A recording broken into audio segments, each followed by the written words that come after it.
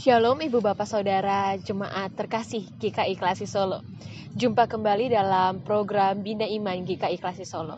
Sebelum kita membaca, merenungkan firman Tuhan, merasakan setiap cinta kasih dari Tuhan, mari kita bersatu hati di dalam doa. Bapa, kami mengucap syukur atas hari baru boleh lagi Engkau berikan kepada setiap kami. Saat ini kami mau mendengarkan firman Tuhan. Kami mau disapa oleh Tuhan. Persiapkan hati dan pikiran kami untuk siap menerima firman dari Tuhan. Terima kasih ya Tuhan, bersabdalah karena kami anak-anak-Mu siap untuk mendengarkan. Amin. Ibu Bapak Saudara, bacaan kita pada hari ini terambil dari Markus pasal 8 ayat 22 sampai 26. Lembaga Alkitab Indonesia memberikan judul Yesus menyembuhkan seorang buta di Betsaida. Kemudian tibalah Yesus dan murid-muridnya di Betsaida. Di situ orang membawa kepada Yesus seorang buta dan mereka memohon kepadanya supaya ia menjamah dia. Yesus memegang tangan orang buta itu dan membawa dia keluar kampung. Lalu ia meludahi mata orang itu dan meletakkan tangannya atasnya dan bertanya, "Sudahkah kau lihat sesuatu?" Orang itu memandang ke depan lalu berkata, "Aku melihat orang, sebab melihat mereka berjalan-jalan, tetapi tampaknya seperti pohon-pohon." Yesus meletakkan lagi tangannya pada mata orang itu. Maka orang itu sungguh-sungguh melihat dan telah sembuh, sehingga ia dapat melihat segala sesuatu dengan jelas. Sesudah itu Yesus menyuruh dia pulang ke rumahnya dan berkata, "Jangan masuk ke kampung." Jemaat yang terkasih, tema kita pada hari ini adalah bukan cinta sesaat. Seorang filsuf populer asal Tiongkok berkata demikian, "Cinta adalah keputusan, bukan emosi." Keputusan dan emosi mengandung dua makna yang begitu berbeda. Dalam Kamus Besar Bahasa Indonesia, keputusan adalah sikap terakhir sesudah dipertimbangkan, dipikirkan dengan matang-matang, dan sebagainya.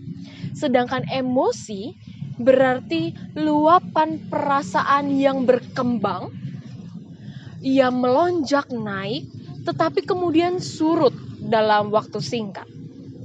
Sepertinya keputusan kita untuk mencinta yang seperti inilah yang juga diharapkan Yesus dari umatnya. Bukan cinta sesaat karena sebatas emosional semata, melainkan cinta sebagai hasil keputusan karena telah mengenal pribadi Yesus. Lebih jelas, lebih nyata, dan lebih mendalam. Pesan ini jelas terlihat dalam perikop bacaan kita bersama tentang mukjizat penyembuhan seorang buta yang dilakukan Yesus di Betsaida. Betsaida, jika ibu bapak saudara ketahui, adalah kota yang hati orang-orangnya, warga-warganya begitu keras. Mereka tidak percaya dan menolak untuk bertobat. Tetapi sebagai manusia, manusiawinya mereka begitu tertarik dengan keajaiban dan mukjizat yang dilakukan oleh Yesus. Wajar, karena siapa di antara kita yang tidak menganga berdecak kagum melihat hal-hal yang ajaib. Cinta dan pengenalan mereka pada Yesus hanya di permukaan saja. Warga di kota Betsaida hanya sesaat merasakan cinta kepada Yesus, hanya sesaat. Karena yang mereka lihat dari Yesus hanya kehebatannya, hanya yang dicari mukjizatnya saja. Mungkin seperti kita menonton sebuah pertunjukan di pasar malam. Yesus tahu betul karakter setiap orang di Betsaida. Sehingga dalam perikop ini diceritakan bahwa Yesus melakukan hal yang berbeda dari biasanya. Penyembuhan, mukjizat yang dilakukan oleh Yesus berbeda. Penyembuhan di Betsaida adalah satu-satunya kejadian ketika Yesus menyembuhkan secara berangsur-angsur.